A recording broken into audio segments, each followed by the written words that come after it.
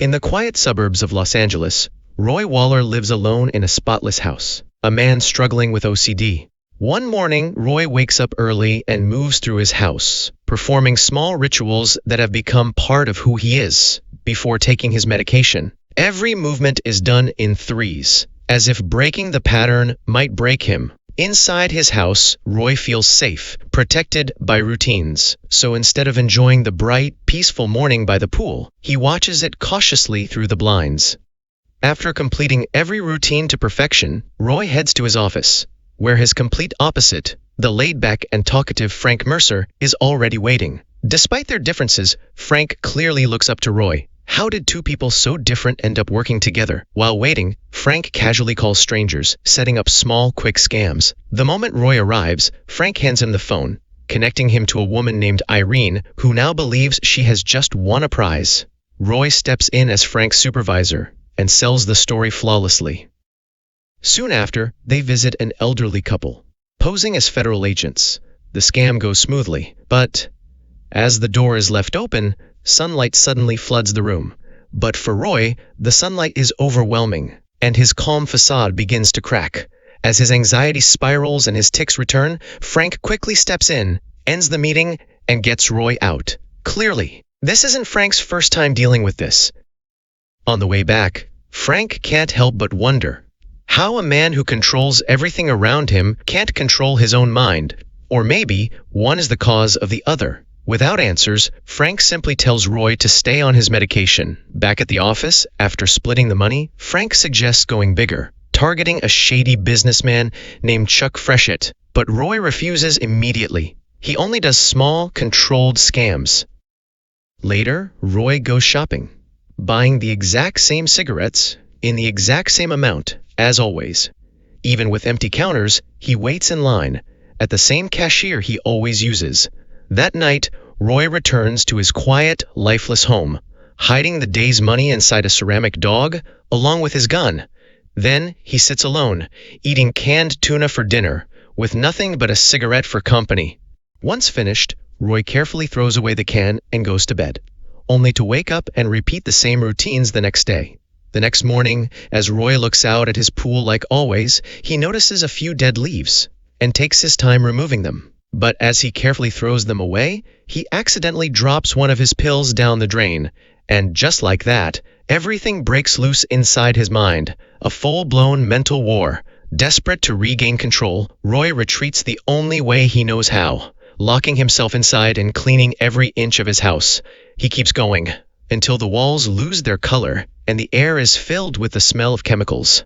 A week later, after countless unanswered calls, Frank shows up, banging hard on Roy's door. Annoyed by the interruption, Roy still lets him in, but only after telling him to take off his shoes. Frank calms Roy down and tries to comfort him. Seeing how bad things have gotten, he makes a few calls and gets Roy an appointment with a therapist, Dr. Harris Klein. A few days later, on the day of the appointment, Roy is filled with fear, but forces himself to go because he needs his medication. Dr. Harris refuses to give him medication right away, insisting that Roy open up first. Once satisfied, he gives Roy a week's trial medication and sets up regular sessions. That evening, after talking about his failed marriage, Roy feels the urge to call his ex-wife Heather, but he just can't do it. He eats dinner absent-mindedly, barely tasting anything. Even cigarettes fail to calm him. After hours of fighting himself, Roy finally gets her number, picks up the phone, hesitates again and again, before finally dialing. But the moment she answers, all his courage disappears, and he hangs up.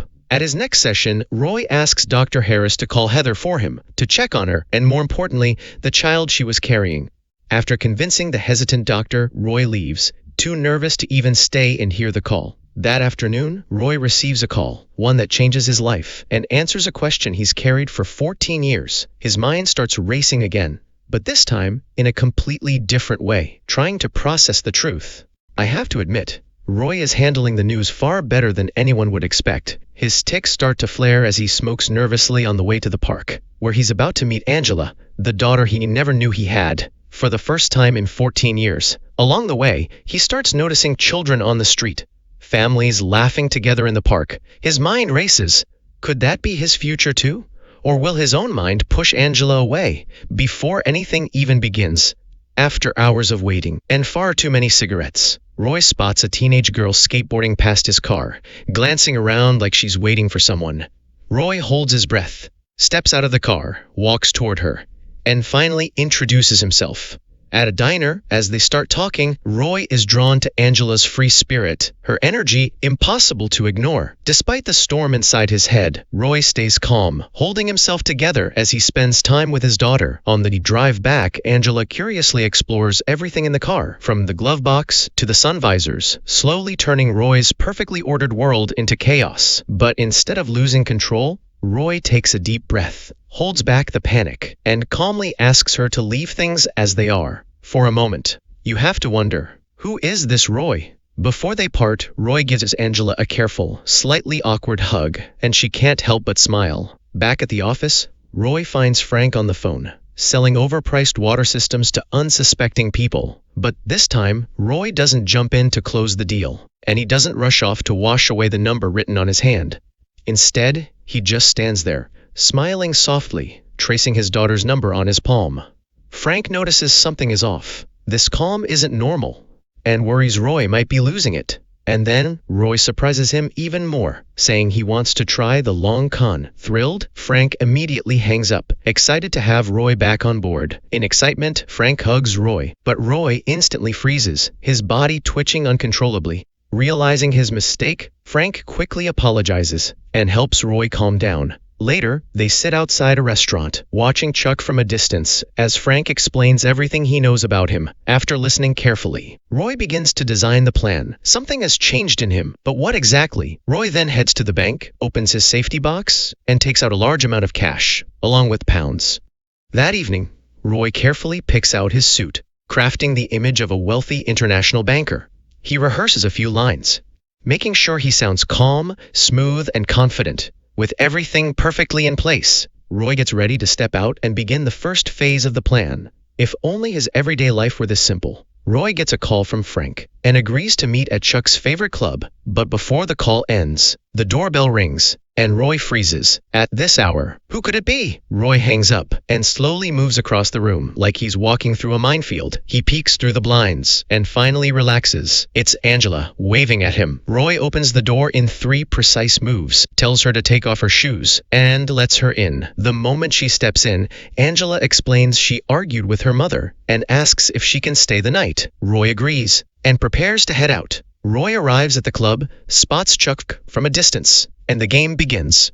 Meanwhile, back at the house, curious and bored, Angela explores everything, from his music collection to his drawers, his closet, even the giant ceramic dog, smoking his cigarettes and trying on his sunglasses. Good thing Roy isn't here to see any of this. At the club, Chuck approaches Frank, just as planned. The hook is set. Making sure Chuck is watching, Roy and Frank loudly set a meeting for the next morning, then walk away. On the way back, thinking of Angela waiting at home, Roy stops by his usual store, buys her favorite ice cream, and hurries back. At home, he finds Angela asleep on the couch and gently covers her with a blanket. Quietly moved, Roy tidies up the living room and heads to bed. The next morning, Roy wakes up to chaos, his routine completely broken. And then it gets worse. Frank shows up unannounced, banging on the door. Trying to keep his 2 lives separate, Roy steps outside to talk about the next move. Roy smoothly delays everything and sends Frank away. Back inside, Roy cooks eggs for Angela, but she ignores them, going straight for the ice cream instead.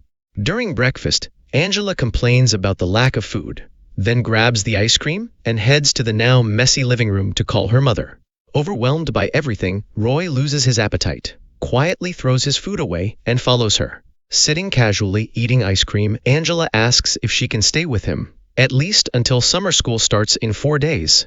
Feeling his control slipping again, Roy rushes to Dr. Harris, where he breaks down into a panic attack. The doctor calmly brings him back under control, and the session begins. Dr. Harris gives simple advice. Make sure she eats well, don't stay up too late, don't let her watch too much TV, and most importantly, just be honest with her. Afterwards, Roy takes Angela shopping, and for the first time, fills the cart with all kinds of food. That evening, the two cook dinner together, actually enjoying it. To check the pasta, Roy pulls one out and throws it against the wall, explaining his method to Angela. Once ready, he prepares a simple basil pasta, his own way. As usual, Roy eats tuna, while proudly serving the pasta to his daughter. But the plain pasta doesn't impress Angela, so Roy orders a pizza, and she happily devours it. As she eats, Roy quietly watches her through the smoke, wondering how he got this moment of happiness. The next morning, while waiting for Angela's long shower, Roy runs late for the first time,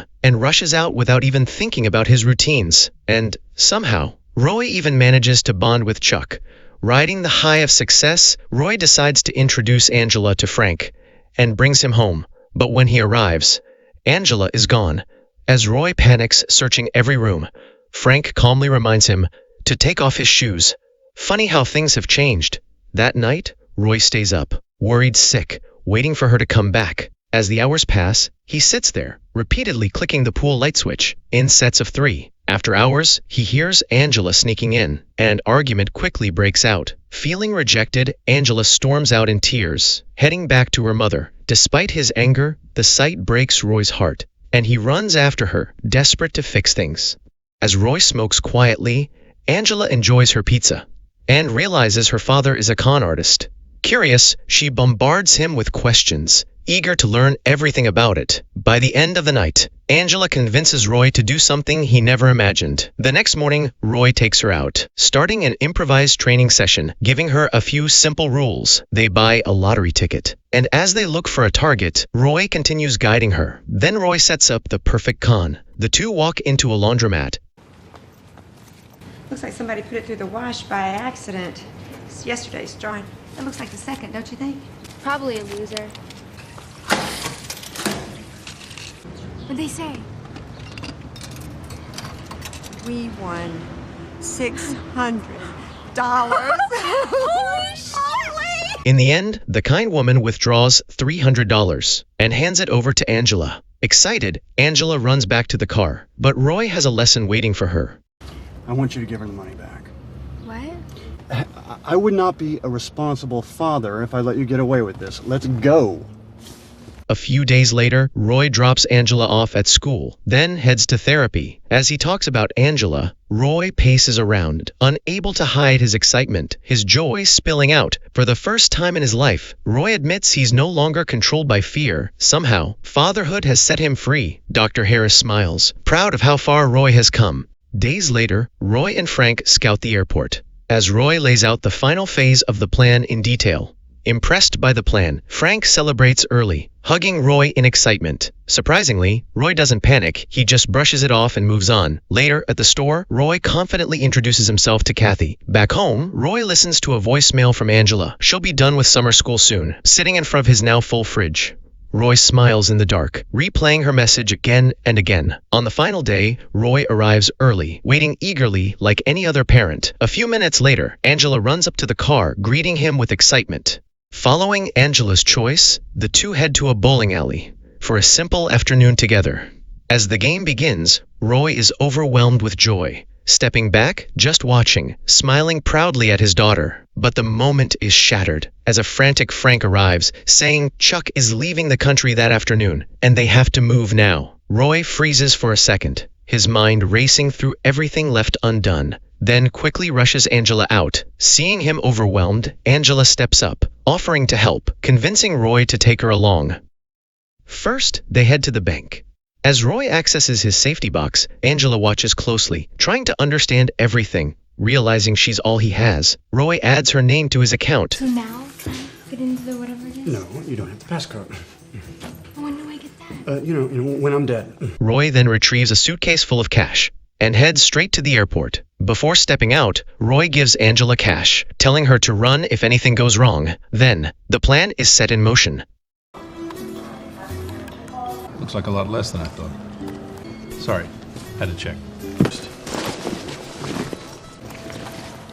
Gentlemen? 21! But I didn't catfish! You Once the exchange is done, Roy tells Frank to follow Chuck, make sure he leaves. Roy grabs the money and heads to the parking lot where Angela is waiting. Seeing him, Angela excitedly talks about how well she did. When she hears they got $80,000, she jumps with excitement, praising him. They get into the car, ready to leave. But suddenly, everything falls apart. Angela screams, as Chuck comes running toward them in rage. Roy tries to drive off, but Chuck jumps onto the car, demanding his money back. Heart pounding, Roy shakes him off and speeds toward the exit. After escaping, Roy meets Frank, trying to figure out what went wrong. Angela tries to explain, but Roy refuses to listen. Distressed, Roy's tics return as he drives her home, scolding her. Over the next few days, Roy shuts himself in, consumed by heartbreak. Then, one afternoon, Roy realizes he's out of medication. Instantly, panic takes over. Desperate, Roy digs through the trash, then rushes to the pharmacy, barely holding himself together. At the pharmacy, Roy gets far more than he expected. The pills he's been taking aren't medication at all. They're just supplements. Shocked, Roy storms into Dr. Harris's office days later, demanding answers. The conversation quickly turns tense as the doctor suggests Roy's lifestyle may be the reason his condition is getting worse.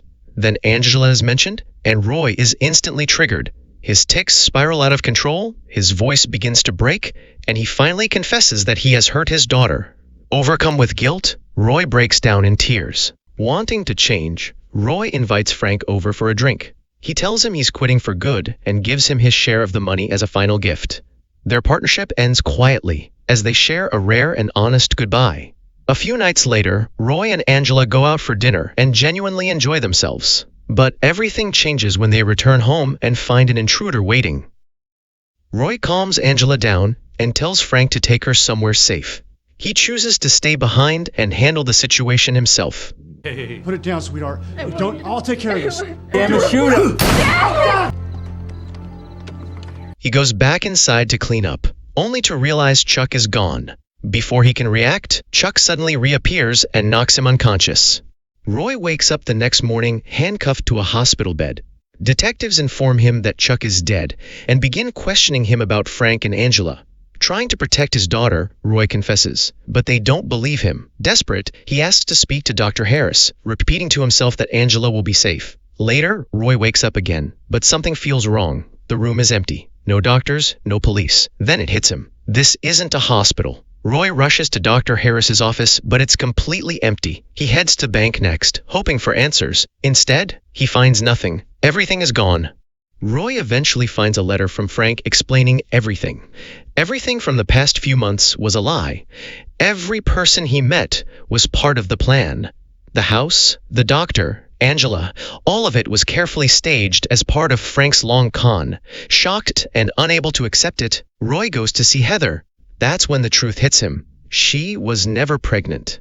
Roy repeats it to himself over and over, as if saying it enough times might make it real. But it doesn't, and that realization is what finally breaks him. 1 year later, Roy is living a completely different life, working quietly as a salesman at a carpet store. One day, Angela walks in with her boyfriend, pretending to be just another customer. When she sees Roy, she tries to play it off casually, even hinting at pulling another small con. But Roy shuts it down immediately. He tells her he's retired, that it was a one-time thing. Their conversation is short and slightly awkward. There's familiarity, but also distance now. After work, Roy drives home. He opens the door in one smooth motion, a small habit that still remains, and stops when he sees the dinner table already set. Inside, Kathy is waiting for him. She's pregnant, quietly preparing dinner. Roy smiles, walks in, and joins her. This time, there's no chaos. No lies, no schemes, just a quiet life. And a second chance he never thought he would have.